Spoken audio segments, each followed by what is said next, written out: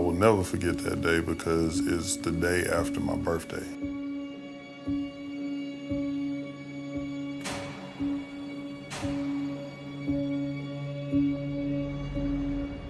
Good morning, everybody. Here is a live look over Long Beach, and we love to observe the weather from down here.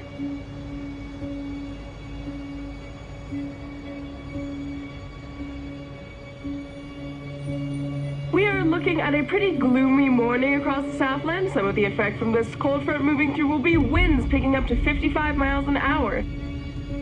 This is an effect for the mountain communities of Ventura and Los Angeles County. Pretty breezy to even gusty conditions into this afternoon.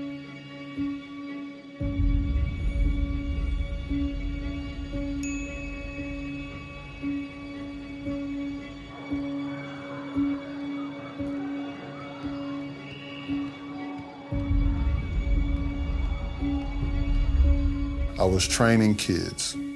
And my phone was blowing up. I could feel it in my pocket, but I wasn't answering it because I'm in the middle of training. And I reached in my pocket, and I'm thinking, it's a Sunday. What's going on? One of the other guys who was training with us, his phone was on ringer. So it kept like going off. So I reached in and I started getting text messages. I get a text from one of my friends that lived in LA. And they said, did you hear about Kobe? I'm like, nah, what are you talking about? I don't know what that meant. Did I hear what about Kobe? One of the kids comes into the gym and says, Kobe's dead.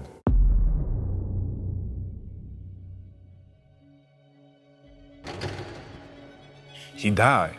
And I'm like, what? My wife came over and she said, I don't believe it, but somebody said Kobe Bryant just died. The buzz started going around about Kobe Bryant. I was like, I don't think that's real. I thought there was misinformation. And I said, whatever. Winds picking up to 55 miles an hour. Pretty breezy to even gusty conditions. They're saying Kobe Bryant died in a helicopter crash. That's when I knew. That's when I was like, okay. Because the people who knew Kobe knew he traveled around LA in a helicopter.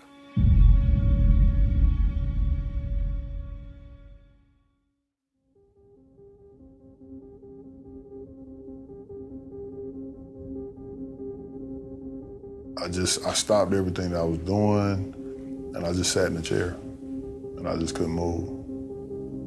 The world shut down. The world was grieving.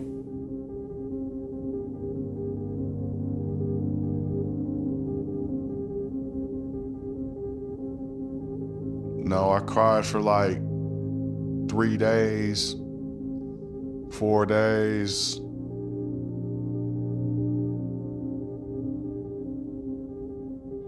They just kept on showing it on the news. It's a weird energy. We have grown men crying in the streets. He wasn't just a Laker. He represented us. He wasn't just a Laker. He was LA. He was a hero, a role model.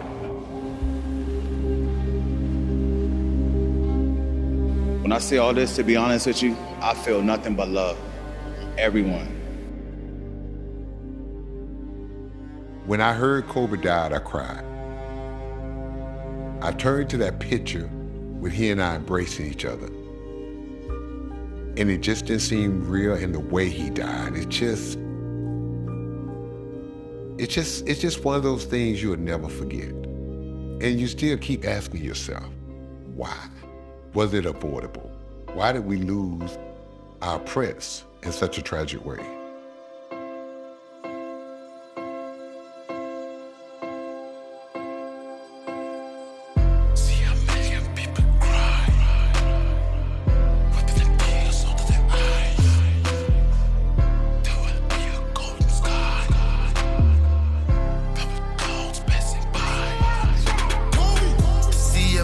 People cry.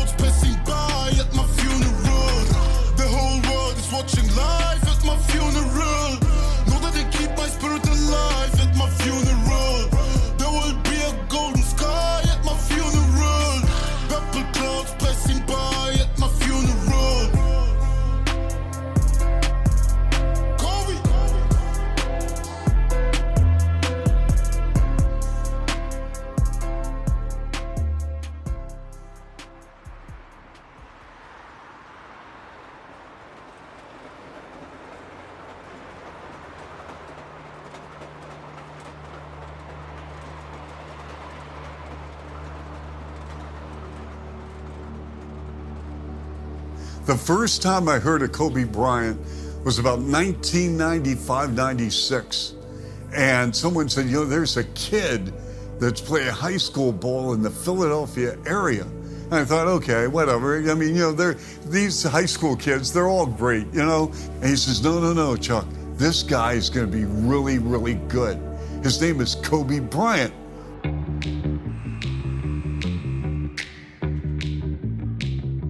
I said, okay. He said, his dad played in the NBA. Joe Jellybean Bryant is Kobe Bryant's dad. I just think he was able to pass on just great knowledge to him. It was something that was transferred.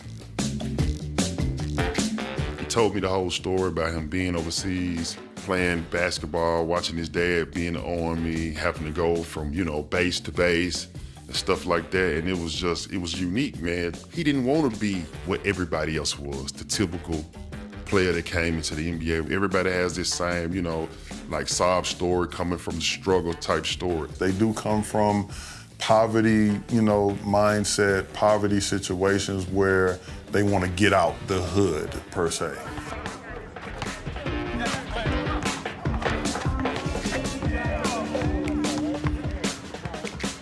Well, then another year passed, and all of a sudden people are talking about Kobe Bryant coming out straight from high school to the pros. You know, you had an opportunity to play with the best players in the world at a very young age. But I thought, okay, what are we talking about? A lottery player? We talking about a mid-range first-round pick? Then they said, no, Chuck, this guy could be going high in the draft. And the rest is history.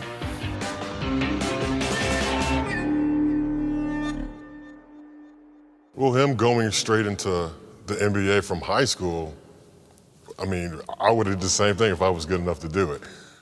Jerry West, then the general manager of the Lakers, brought him in for a workout. And as soon as he saw Kobe Bryant go after players on the Lakers, guys like Michael Cooper, an established star defensive talent in the NBA, Jerry West said, I've seen enough. I gotta have Kobe Bryant. I have got to have Kobe Bryant. So now the agent, Arn Tellem, is saying, okay, I got to get Kobe to the Lakers. With the agent and with Jerry West, Kobe Bryant's a Laker. The Lakers organization is just so traditional. They've been there from the beginning, man, and they just had so many huge memories within the NBA. We're at number one.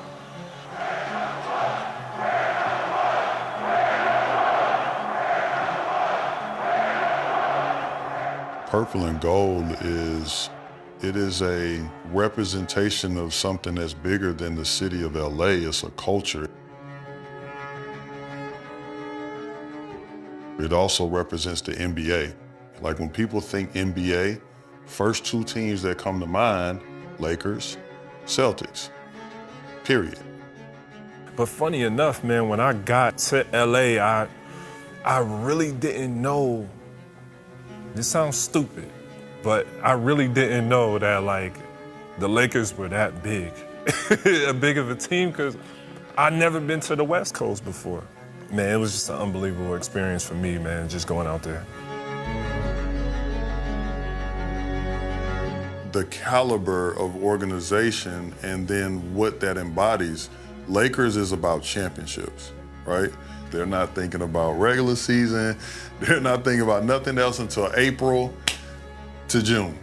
That's it.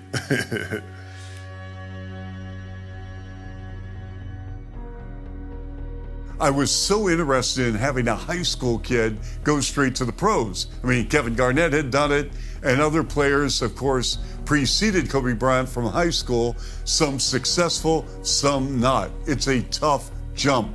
We're talking about a young person, 18 years young, and they may have all the athletic skills, but they're playing against men that have had college experience, number of years in the NBA, that are physically big. Yeah, as a player, I did play against Kobe. I remember his rookie year. He was actually guarding me. And I wasn't a marquee player, so I guess the coach put him on me, and right out of high school, and he was long, lanky, and thin, and we actually called a play called a turn 4 back-to-back, and I posted him up and I scored on it, but this is the thing I remember. He was playing defense so hard, and I remember after I scored the second basket, I kind of turned and said to him, young fella, you're gonna be just fine. Like, I'm supposed to score on you. I'm a grown man. You're 19, you're 18. I'm supposed to score on you. I'll weigh you about 50 pounds. But he was trying so hard, and he actually had a plan and knew what he was trying to do and knew what he was trying to accomplish. You knew after him, watching him play and play against him his rookie year, you knew he was gonna be good. And you can tell because he had that, I don't know if I can say this, if I can use profanity, but he had that fuck you attitude. And the great ones do. They would take him out the game, say something to him, but when they put him back in the game, he would try it again, and that's the thing I love. When he tried something in the game and it didn't work, the next day at practice, he was working on it. And see, as a coach, that's when you know you got something.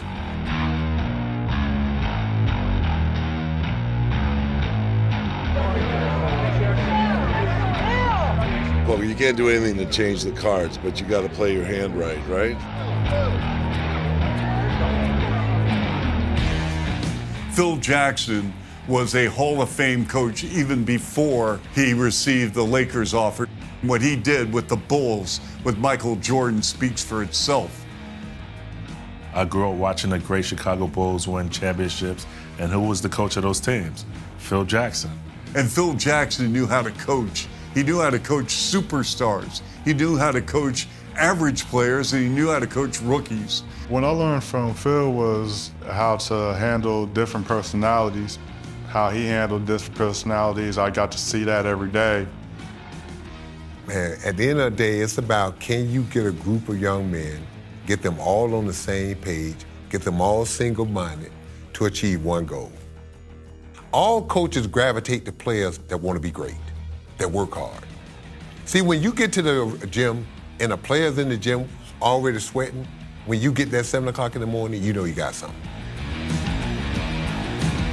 Everybody say they want to be successful. No, they don't. Everybody don't want to be successful. What do you mean? Are you getting up early? Putting extra work in? What are you doing to be successful other than this? Flapping your gums, talking. Every year you ask players, who want to win the championship? Raise your hand. Everybody do this. Then you start saying, what sacrifices are you willing to make? This guy's literally working while people are sleeping. Like, does he sleep? Like, is he a vampire? Is he mixed with something else? Is he hybrid? Like, what's going on with this guy? Like, this is Kobe. Like, all these crazy stories that talk about his work ethic. I got the chance to experience that for 2 years. I showed up to the training facility at 6:30 a.m. to get rehab, and Kobe Bryant was in the gym by himself, shooting in the dark. So he's like, meet me in the gym. I'm like, what time? It's like 5 o'clock. So I'm like, all right, cool. Every time I saw Kobe, it was either leaving or coming from a gym, or we were going to a restaurant, one of the two. And if we were leaving a restaurant, he was going right back to the gym. That's just what it was with Kobe. I think Kobe was great about getting his teammates to be better. He already had a work ethic, but his work ethic was astronomical compared to anybody's that I ever seen. I wanted to be around him as much as I could.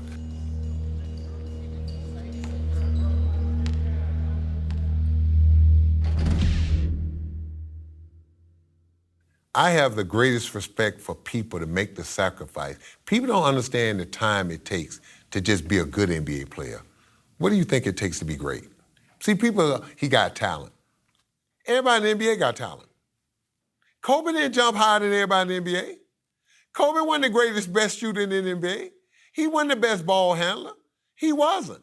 But because of the work, but I tell you what he was probably the greatest worker.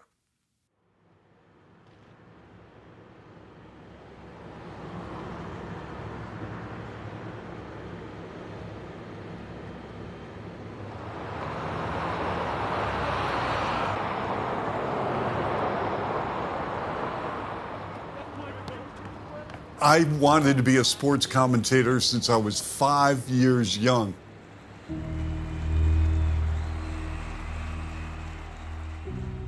My favorite sport was basketball. I love the game. I love the fact that chemistry is so important in the sport. On the floor, you've got 5 players, and they not only have to pass the ball and be unselfish, they have to move without the basketball. And it's a thing of beauty.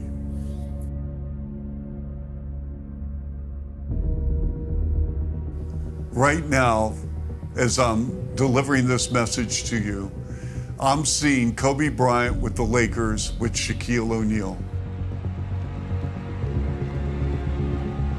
It was beautiful basketball to see the two of them destroy opponents in sync together. Checking their egos at the door and making sure their team rose to the occasion and won a basketball game. That's the beauty and the essence of a sport where you can play for the team and the name on your chest, Lakers, instead of the back of the jersey with your individual name. And that's what Kobe and Shaq did.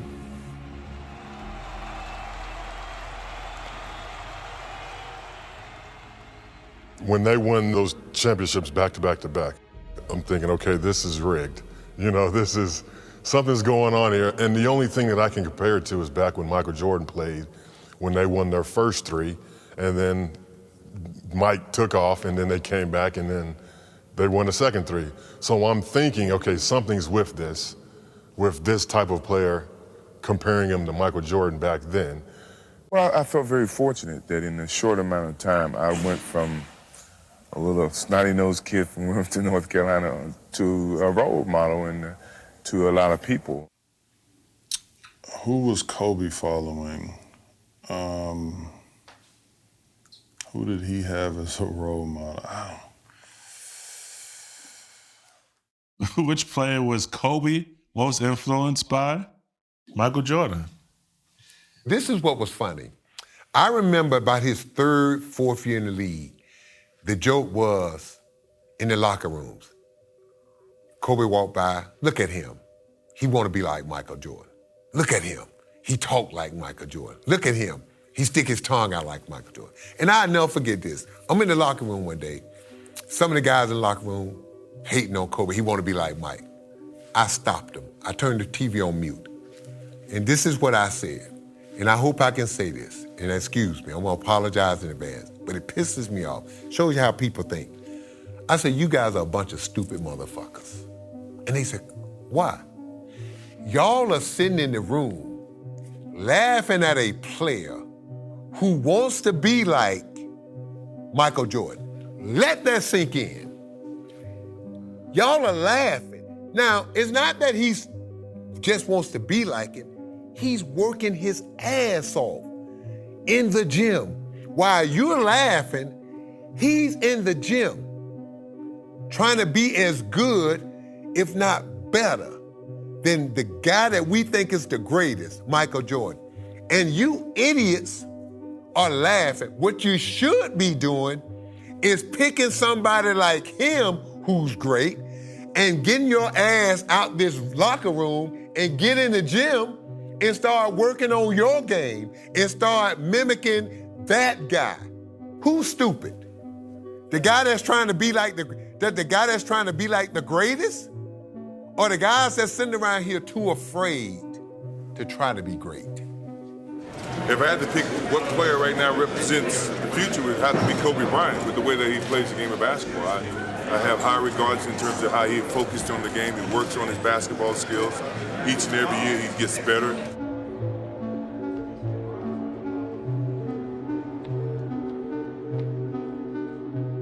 I think Michael Jordan passed off the torch to Kobe. He handed him the keys and said, hey, this is your NBA now. Do with it what I did and go further.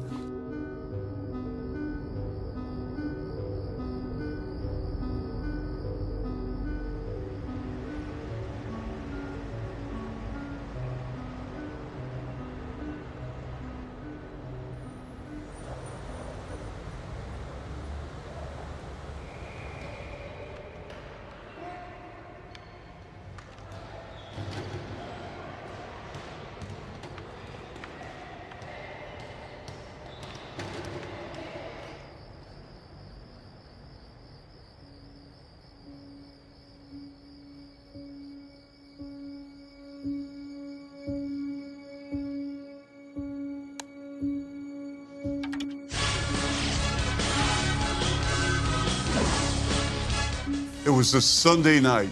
We're in Los Angeles. Just another great day to be in LA. Downtown Los Angeles, you're looking at the basketball. I remember that Laker ball club, average, maybe a little above average, not much. Kobe Bryant was playing with guys like Lamar Odom, Kwame Brown, Smush Parker, Chris Mim.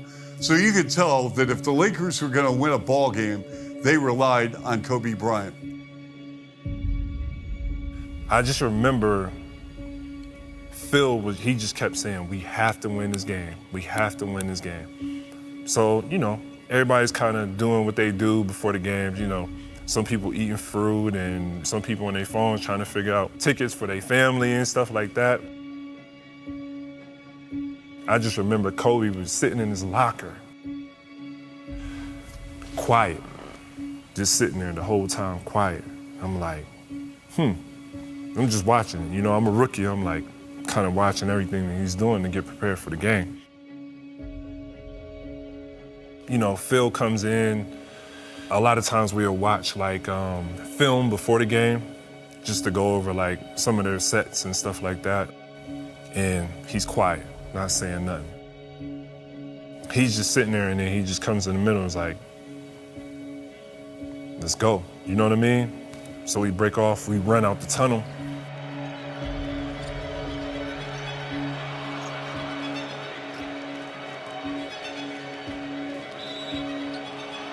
Going into the Staples Arena, it's kind of a surreal kind of atmosphere. You know, they black out all the seats around, and then the only thing lit up in the court is the court. So going into that game, you know Kobe's going to do something special. You know he's going to score a lot of points. But you don't know exactly how many points or what he's going to do. And the buzz is going around the NBA. Kobe's on a tear. That's all you hear. Kobe's on a tear. He's scoring 45. He's scoring 50. So you know coming into that game, something's going to happen. As Sam Mitchell, the head coach of the Raptors. When you're playing against a great player and a great team like Kobe Bryant and Lakers, you don't have to get your teams necessarily ready to play. They're going to be ready. Look, when we played against good teams and great players, I slept like a baby. Why? I knew our players were going to be ready to play. Because if they wasn't, we were going to get beat. We were going to get embarrassed. You think our players going to relax the night before playing Kobe Bryant in the Lakers? What do? How do we get Kobe to not score 40 points? It's almost impossible, but it's doable. We were winning the game. That's the thing that people don't understand. We had never beat the Lakers in LA. I mean, we were winning the game. We were winning the game, the majority of the game. So we are ready to rock and roll here at the Staples with Raptors and the Lakers. Lakers won in Toronto on December the 7th, 102-91. Wide open, and a three is good. No, Peterson goes. Matt Bonner comes up and scores for the Raptors. And another three, Mike James in for the Raptors. Nice play by Charlie Villanueva. And the Raptors now 6 of 8 players. Villanueva to the rim and a scoop and a score. What a play. And the team that I was coaching, we weren't very good. I think we won like 29 games that year. We wasn't very good. And we had a chance to beat the Lakers in LA. Man, we were playing like shit, man. It was crazy. Like, we played terrible that game.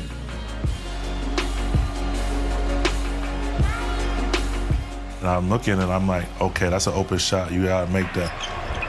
Smush Parker with a questionable shot. Oh, you missed again.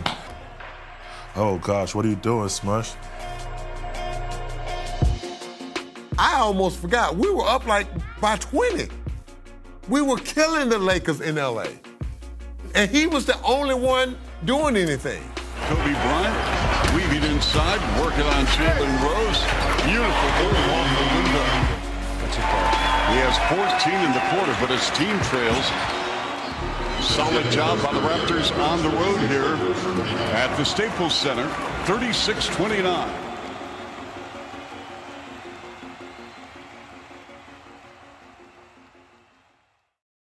Think about this. Every night, Kobe Bryant got your best, the other team best. Every night. When you're playing against Kobe, you know if you don't bring your best, he can get 81. Every night you play, somebody trying to kick your butt because you Kobe Bryant. So you got to bring your A game mentally and physically. That's why we respect and love and appreciate those guys so much. You know how hard it is? Somebody coming at you with their best. Every night. They went to bed early. They ate right. They got their rest. They went over their notes. They got themselves ready. What would you do if you were preparing to play against Kobe Bryant? I would give everything. Thank you. So he got that every night. Think about this. 82 nights in the playoffs, that's what he got every night. That's why he had to have that Mamba mentality. He had to take his mind to a place that no one else could go. Because every night, you took your mind. Every night when I played against a great player, I took my mind to a place that I could very rarely go. Because you got my best. Every night. Every time I played against a great guy.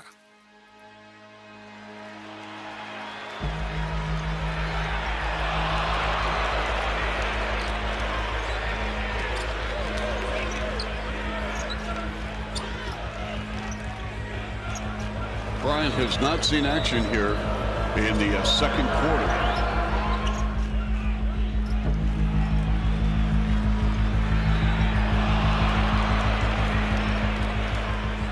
You know, he's always going to be in kill mode, but you can tell sometimes that he has a different switch because it's personal. It's like he loved challenges that will make him rise above. Like he gonna rise to the occasion every time. I mean, he's a pretty serious, like for the most part, like when he's locked in for games, like doing what he does. But when he goes and just stops talking, it's like, all right, he's on something else tonight. So that would be like how you know he's gonna go and do something crazy and be on another level. So anybody that challenges Kobe, he love it. He love people that don't back down to him.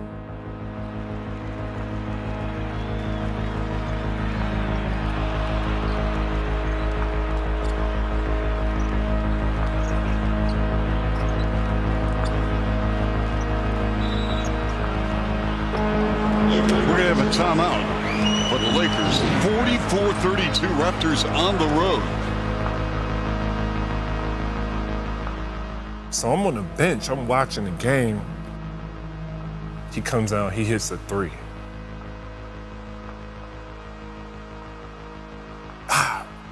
Crowd goes crazy.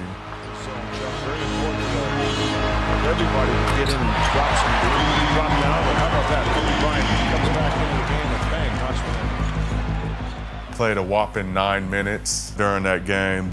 And Bryant. During those 9 minutes, it just felt like I was running back and forth, back and forth. We were running past each other on defense and offense, and I said, go ahead, do you, boy. Just like that. Kobe didn't have the greatest three-point percentage.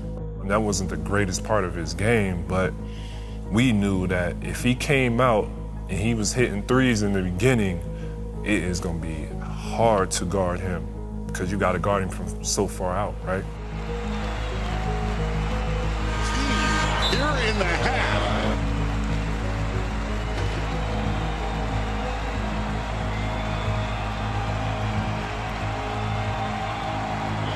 And the Raptors go into the locker room leading 63-49 at the break, shooting towards 62%. And a chorus of boos coming from the Laker crowd here, Chuck, as both teams exit the floor. We're losing till we get to halftime.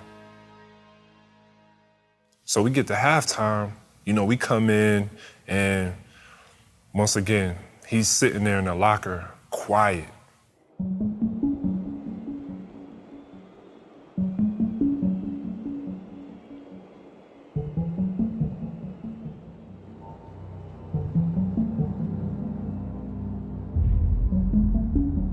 This is privy information.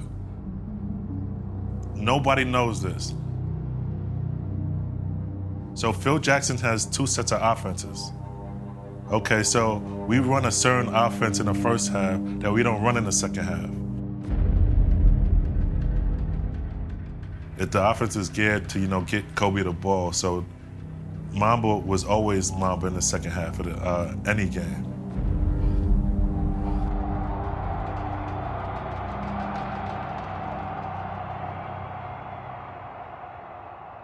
Quiet locker room, halftime. Phil comes in, once again, we're breaking down film. He's yelling at everybody, guys, we gotta win this game, we gotta win this game. And he was kind of loud during that time. We're still now. So it's like, what are we gonna do? How are we gonna dig ourselves out of this? We come back out. Like I said, quiet. Didn't say one word the whole time. We come back out. Third quarter. Never seen nothing like this in my life.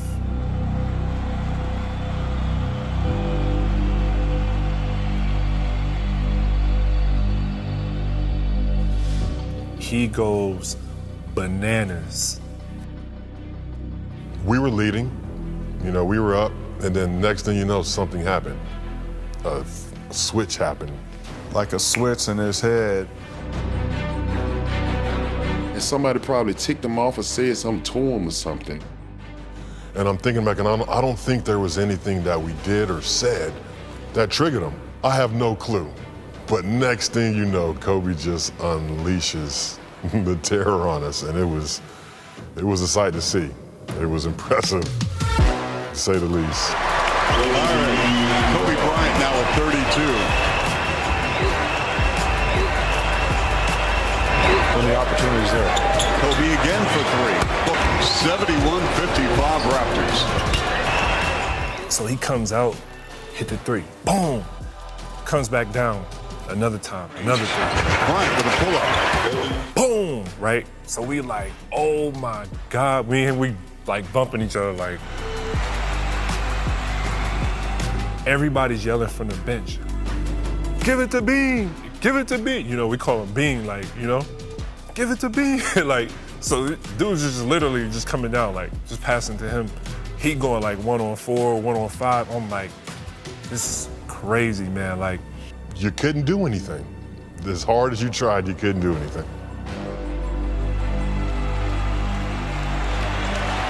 Bryant with a pull-up 3. You got to be kidding me. He has 41. A good timeout here by Sam Mitchell, Chuck. You do not want to get this crowd back into the game. 75-65 Raptors. He had that look in his eye. I'm going to score a lot of points, and you're not going to be able to do too much about it. Kobe Bryant with 47 points. I'm just shaking my head because I'm playing it over my head, and that's all you could do was just, wow, what is this guy doing? We played a zone. We played a box and 1. And he gets another touch. Peterson playing with 3 fouls. Bryant, double pump, forced it up, count it. We played a triangle 2. We played every defense. We played defenses that we had never practiced, that I had played in college. I tried to do everything I thought of to slow him down. The majority of the game, we just wanted to try to get the ball out of his hand. We wanted to send a body or have a presence so he would pass it to the other guys on the team so they would score. My biggest thing with great players like Kobe, I was a firm believer in denying them the ball. Try not to let them catch it. Do your dirty work early. All you could do is try to take him off his spots and make him work, but you were really at his mercy. His pass deflected, it's loose. He just kept attacking. Outraces Kobe, and there's 51 for Kobe Bryant. The great ones, you gotta hope they have an off night. You're not gonna stop the great ones. No one stopped Michael. No one stopped Larry Bird. nothing worked. The single covers, the double covers, the triple covers that we threw at Kobe, we're throwing bodies at him, we're double teaming him, we're triple teaming him. He's still scoring and he's making the and ones, he's making all of his free throws, he's making all of his threes. He was shooting over 50, 60% from the field goal and a three-point line. And I'm just looking at him like, what the? You know, but I had to keep my cool and composure because we were trying to win the game. And at the end of the third quarter, it's been all LA, all Kobe Bryant. 91-85 is crowned on their feet. I think it kind of made Kobe hot because he was saying, okay, you're going to send double and triple team at me. I'm just not going to pass the ball. And I said this to Kobe. If we would have won the game and you would have had the 81 points, they would have called you selfish.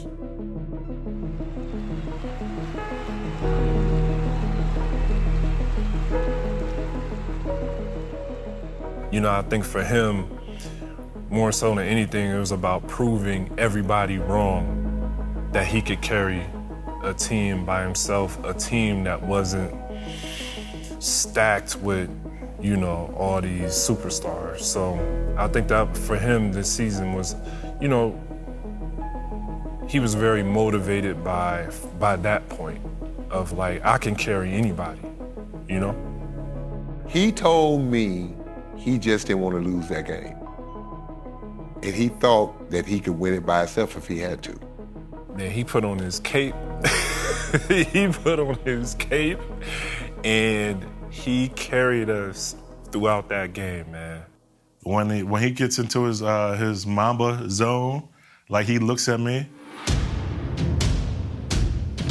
and I know that he's ready to attack, and you know that means get him the ball and get out of his way. When you think about Mamba mentality, if you go into the history on the snake, you know, it's just a deadly person. Keep coming, keep pursuing, don't give up, don't give in, find a way. That was what Kobe was about. I'm gonna keep knocking on that door till I find a way to get in. Toughness, mental toughness. I'm gonna break you. I'm gonna get right inside you and make you pay for being on the NBA floor trying to guard me. Drive, determination, fearlessness, aggression. Slither and get angles and get his angles and then attack like a Mamba and explode to the rim. I just feel like he's just straight killer. K-I-L-L-E-R.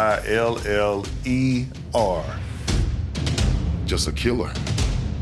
And that's what Mamba mentality means to me.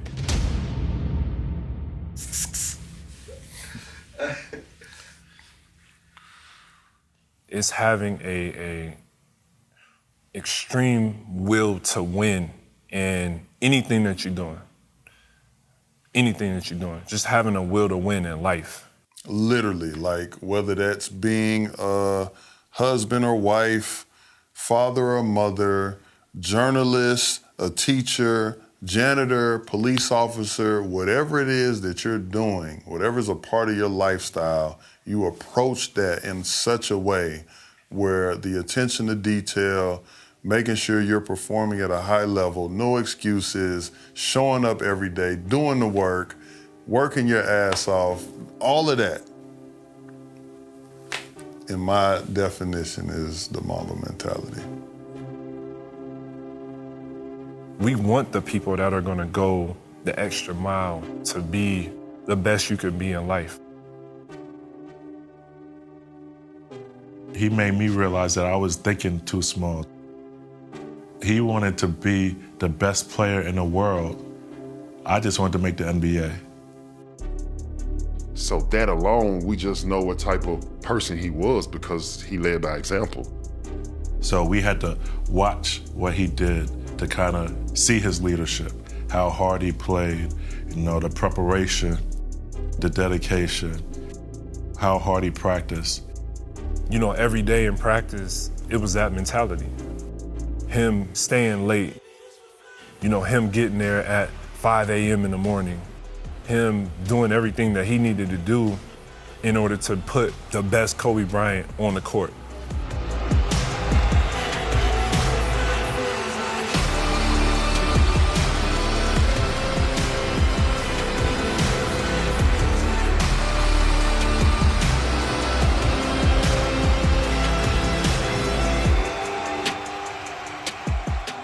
If he looked at us and we weren't ready, he'd tell you.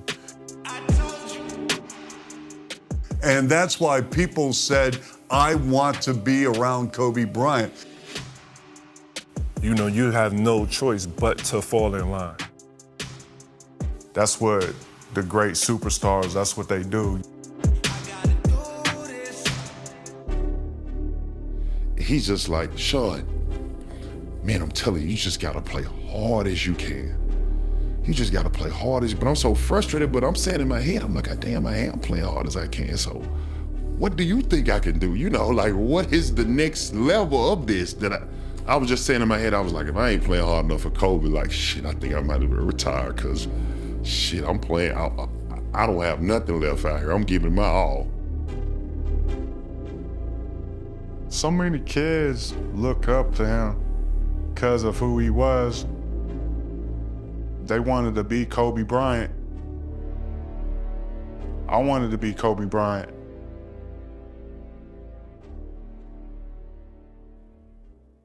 Another story, we had a strict diet at the Lakers. So they had this big diet team. I don't know if they was from Germany, they was from a soccer club.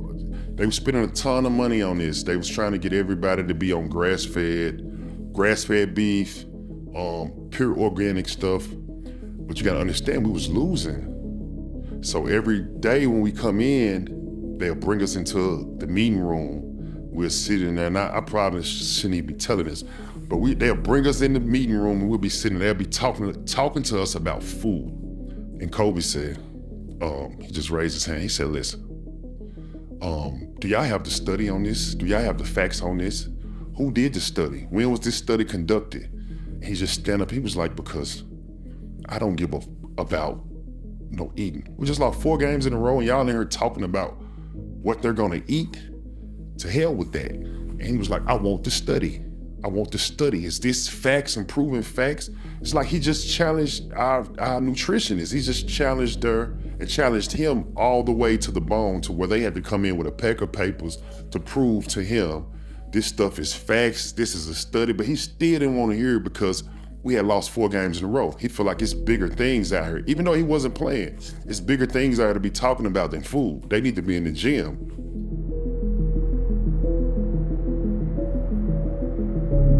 There's got to be an obsessive nature to it. So when you talk about Mike Tyson, obsessive, right? Just crazy, like the way his mind worked, the way he approached boxing.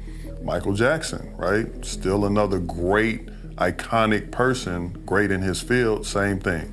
Same thing with Mike, same thing with Kobe. It's just the way they operate is so different amongst everybody else, and they set the tone coming in from the start. It's definitely been some broken cameras after the game and some things misplaced here and there, some cuss words said. I had to tell him, and I had to beg him, like, yo, pass the ball, dude. And he always thought that him shooting over 3 guys was a better chance of making it than somebody else shooting.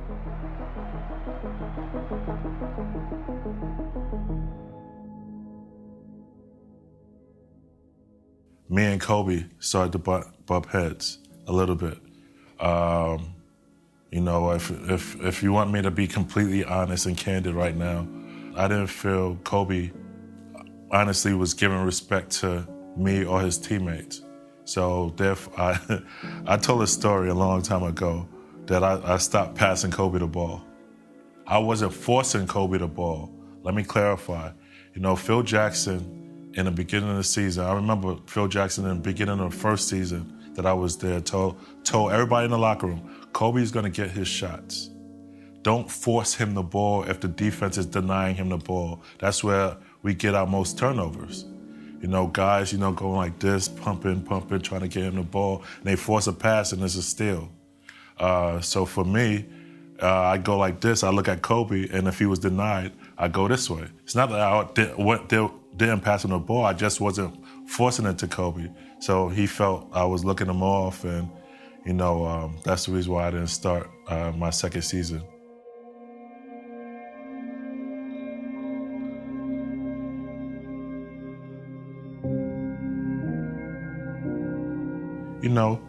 Kobe Bryant was the face of the organization. So if he's unhappy, they're going to try to find a way to make him happy. And that's all that was.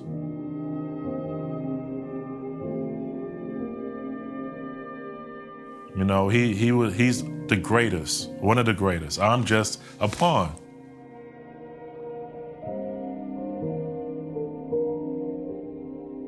It made me feel a way when he passed away.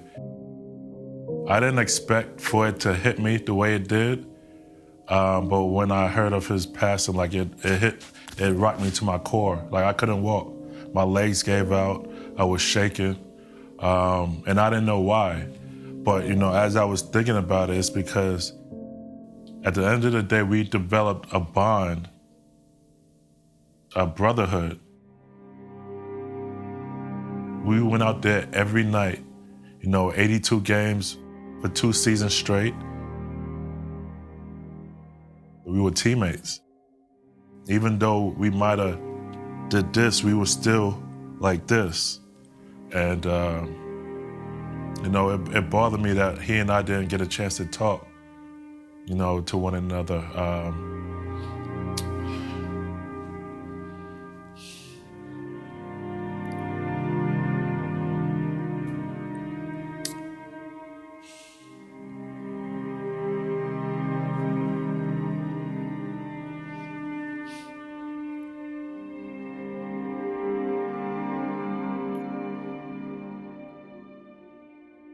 We're not the smartest in our 20s. Here I am in my 40s, and I still make mistakes, but I realized that in my 20s, I made a lot of them.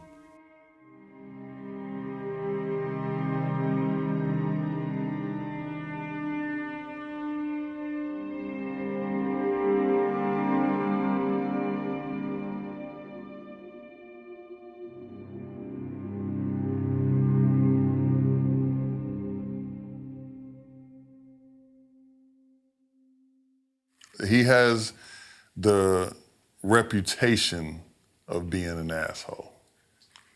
I love it. Because, again, guys at that level have to have arrogance and cockiness and a competitiveness about themselves because they demand greatness.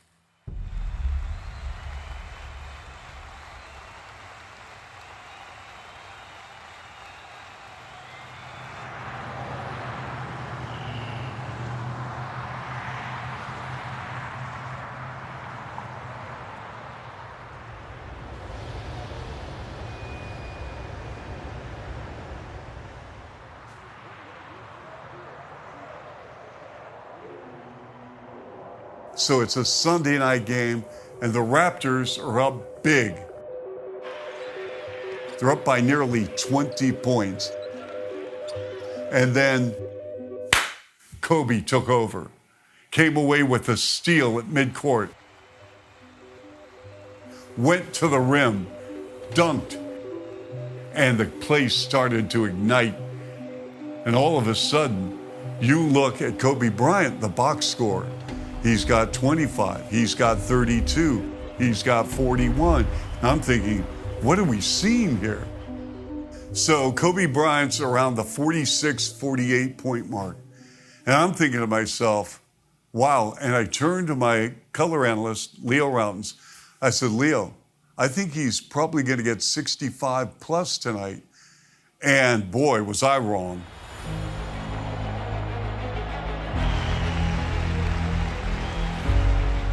Everyone knew at Staples he was going to get the ball. They sent Mike James, Chris Bosh, Matt Bonner, Mo Peterson, Jalen Rose. They sent everyone at Kobe Bryant. And Kobe just sliced them up. Man, when I tell you, it was just like bucket after bucket after bucket after bucket. LeBron is just like looking at me like, welcome to school. You know, we didn't know how big it was gonna be as far as like his point total, but we knew it was gonna be something special. Here's Bryant. And Kobe was going everywhere. He was going to the rim on dunks. He was doing pull-up threes. He was doing fadeaway jumpers from 18 feet. He was going to the foul line. Everyone in the arena and the Toronto Raptors knew that he was going to get the ball, and we still couldn't stop him.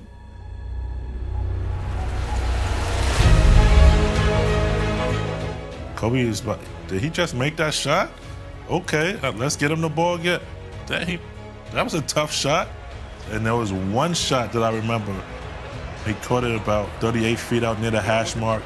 The shot clock was going down. Bryant, line to the lane.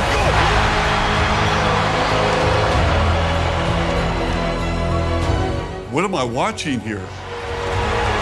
Well, we're going to have a timeout here. Okay, yeah. He's on a different level right now. I mean, I'm watching perhaps the greatest individual game I've ever seen.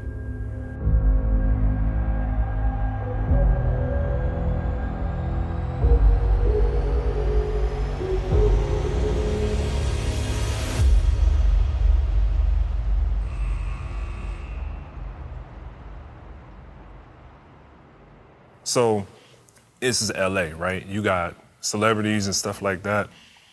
Rick Fox is sitting on the other side, right, opposite of the bench. And he's like baiting them to do certain things. And then, you know, Kobe, you want to shoot that three, right? And he would pull up and shoot it, pow, knock it down.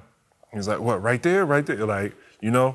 So it became like this little chess game that was going on within the game. It was a game within the game. You had Lakers and the Raptors. I get that. But then inside the game, it became Kobe Bryant. And once Kobe started getting past 55 to 60 points, Kobe Bryant became the game.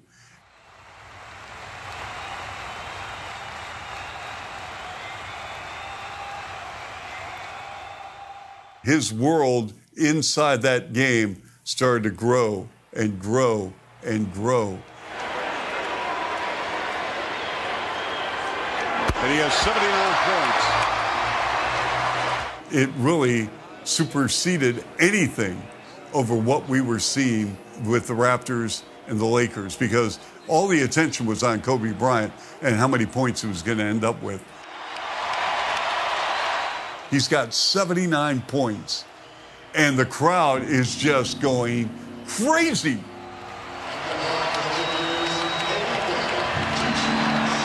And he goes to the line. That was close. How much pressure do you want? I'm going for 80. This crowd is on their feet wanting me to get it. There it is. Remarkable. Outstanding. Spectacular. Chuck, did you ever think you'd see a player in any one of our games put up 80 points? 81. If somebody told me we'd be in the house tonight watching Kobe Bryant with 81. I can't believe what I just saw. And now Bryant's coming out of An NBA player scored 81 points.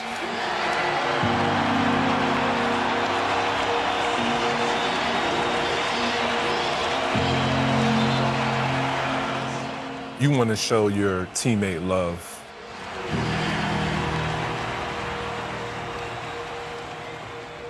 Everybody understood after the game how classic of a moment that was. I think Kobe was loved and respected by so many people because they appreciated the effort every night. He tried to be great every night. He understood what the game was about.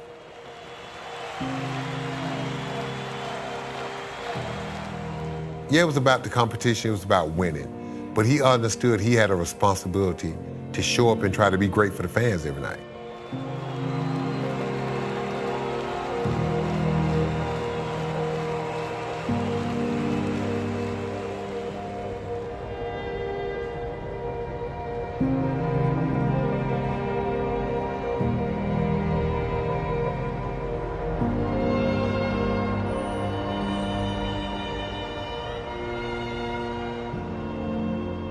There are some people save their money to get to go to one game. One game.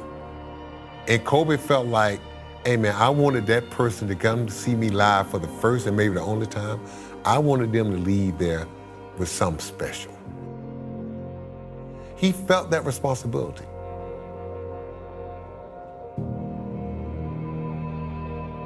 When somebody with their hard-earned money puts that money into a ticket for himself, for a family member, for a next-door neighbor to say, I want to see Kobe Bryant play.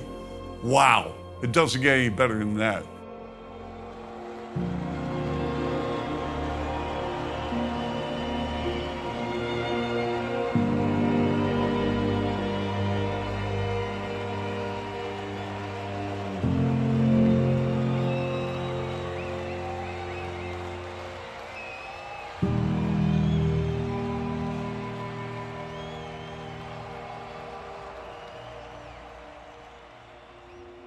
Look, man, what do you say Wilt Chamberlain score 101 points?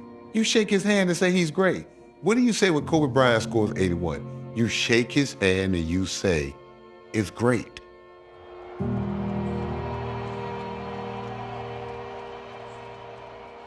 Did it hurt? Yeah, because everyone's still talking about, hey, you're the team that gave up 81 to Kobe Bryant. I must have heard that for a good 2 to 4 weeks. Coach Mitchell, Sam Mitchell, we get into the locker room and it was just silence. It was just quiet because we're still all kind of stunned like Kobe just scored 81. Then the coaches come in like they normally do, like any other thing, and then they're mad. For me, it was disappointing, but like I said, it was Kobe Bryant. But you can't blame the vets. You can't blame Jalen. You can't blame Mo. You can't blame Mike James. You can't blame any of the older guys because they knew it was coming. The coaches knew it was coming. Who do you put the blame on? So guess who got the majority of the blame? Me and the younger guys, Jose Calderon, Charlie Villanueva, the rookies. So it was a learning experience from us. It was a bad one, but you couldn't blame anybody else. That's just kind of how it went at that time. You put the blame and you chalk it up, you move on, but at that point now you're in the history books. It's written. What do you do? Here's the thing. It's easy to look back now at that game and say, we should have doubled Kobe Bryant. They did everything they could in a sense, whether it was a box and one, whether they trapped him. We did double Kobe Bryant. We played zone. We played box and one. We played triangle two. And at a certain point, I don't want to say to the journalists, do y'all know what you're looking at? But we did all those things. I did everything that I knew to do humanly possible to beat him and to stop him and to win the game. And he did everything humanly possible in the God-given talent within the rules of the game to not let us do that. And that night, he was the better man. What's wrong with that? I was on teams that won a lot of games. Those were the nights we were just a better team. That's what sports about. That's what you love about it.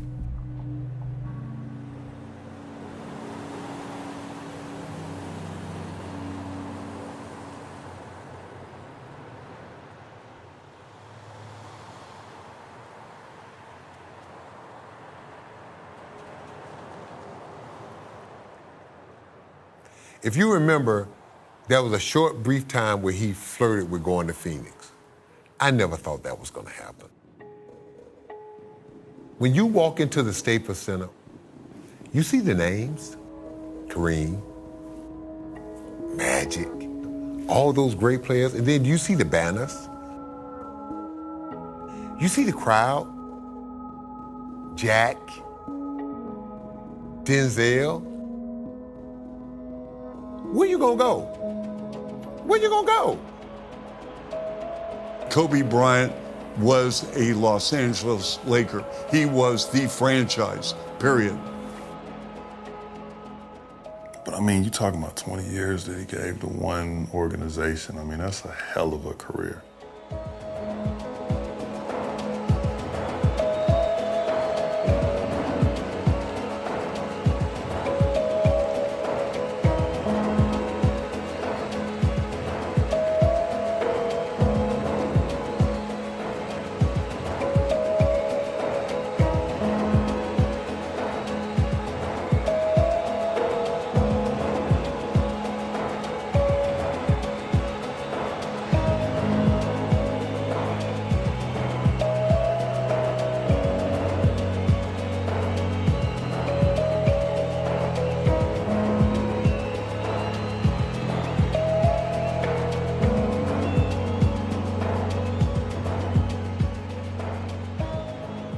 It still kind of bewilders me when you know why he retired. I think that he had officially given the game everything that he could, is my opinion on why he retired.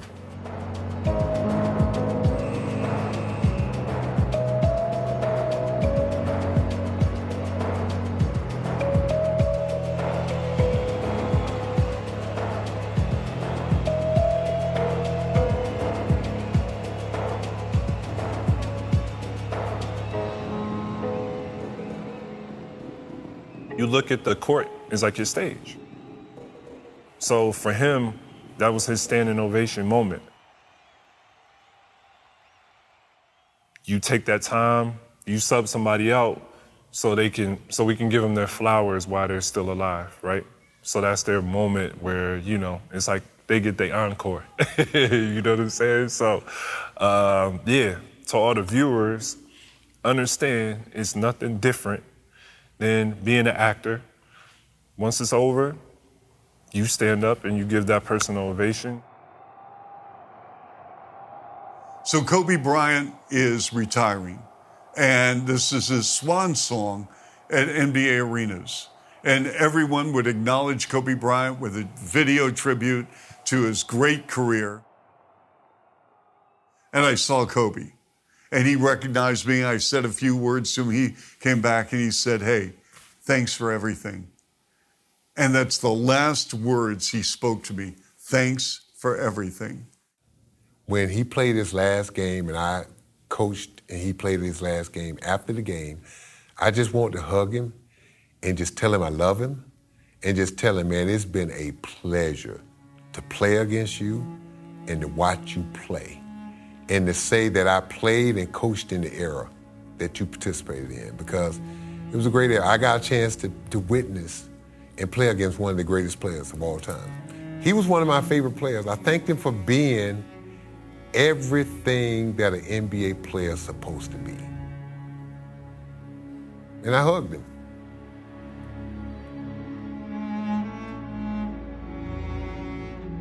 It's brief moments every day that I still can't believe that Kobe Bryant's not with us.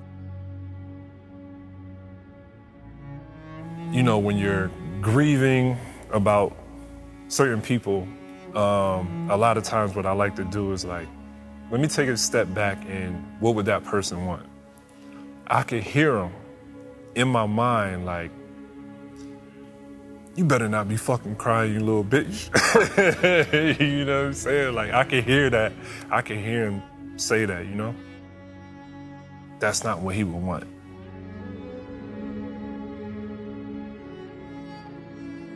There's a lot left with Kobe. That might take years and years to get to, and I'm sure everybody has tons of stories, tons of things that they can get to. You know, he had grew into such a wonderful human being.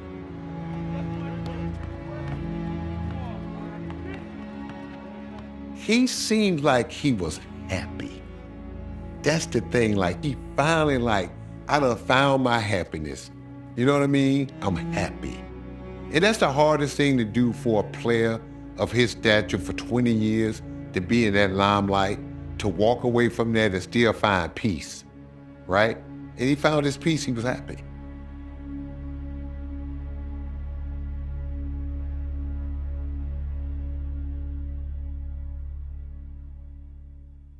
I'm just one of those type people that I love and respect greatness. I love being in the company of greatness. I love being around people that are high achievers, that don't understand what the word quit means. I love being around people like that. That's how you grow and that's how you learn. Like, what makes you feel like you can still achieve that, even though everyone has told you no? Even though you don't really know how to do it, how do you figure out how to get from point A to B when you don't have a route?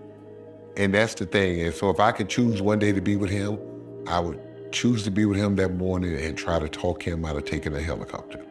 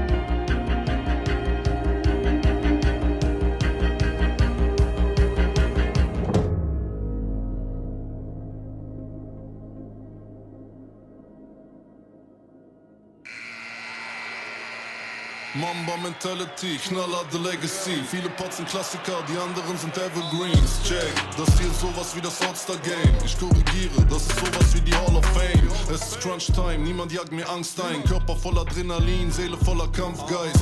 Teamwork makes the dream work. Blockbuster Spielberg, das hier ist ein Jersey und kein T-Shirt. Bin am Ballen, jage ständig nur das Triple-Double. Der Grund, wieso ich meine Gegner heute zittern lasse.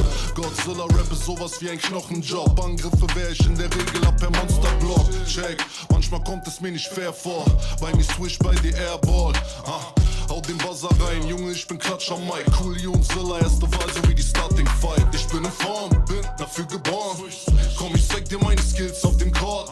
Bin wie im Rausch, yeah, bitte mach den Beat laut. Schultern breit und ich hol mir jeden Rebound. Wir sind am Ballen, yeah, wir sind am Ballen. Komm, ich zeig dir meine Skills auf dem Court. Bin wie im Rausch, Tomek, bitte mach den Beat laut. Das hier ist der MVP-Sound. I'm running red lights and stop signs, parlay when it's shop time. It's on and cracking, as soon as I drop mines, drop lines. Like players and pimps, I'm permanent in the game, y'all attempts. But back to the lecture at hand that I'm spitting. Y'all fools gotta learn to be subtle with women. If baby got cake like Dolly Madison, homie, yes. Honey got her own, but she don't act funny then. Is you in it to win it though? In it to spin it cause you knew what you was looking for from the beginning. You want with chips that's rolling on rims and rolling gators and Versace's and them brand new Timberlands. A house and a job, a benefits and a pension. No tension, just a big ick and attention. Did I mention that they were ready and willing? Did I mention Coolio.com? Ich bin in Form, bin dafür geboren. Komm, ich zeig dir meine Skills auf dem Court. Bin wie im Rausch, yeah, bitte mach den Beat laut. Schultern breit und ich hol mir jeden Rebound. Wir sind am Ballen, yeah, wir sind am Ballen. Komm, ich zeig dir meine Skills auf dem Court. Bin wie im Rausch, Tomek, bitte mach den Beat laut. Das hier ist der MVP-Sound. Ich bin in Form, bin dafür geboren. Komm, ich zeig dir meine Skills auf dem Court. Bin wie im Rausch, yeah, bitte mach den Beat laut. Schultern breit und ich hol mir jeden Rebound. Wir sind am Ballen, yeah, wir sind am Ballen. Komm, ich zeig dir meine Skills auf dem Court. Bin wie im Rausch, Tomek, bitte mach den Beat laut. Das hier ist der MVP-Sound.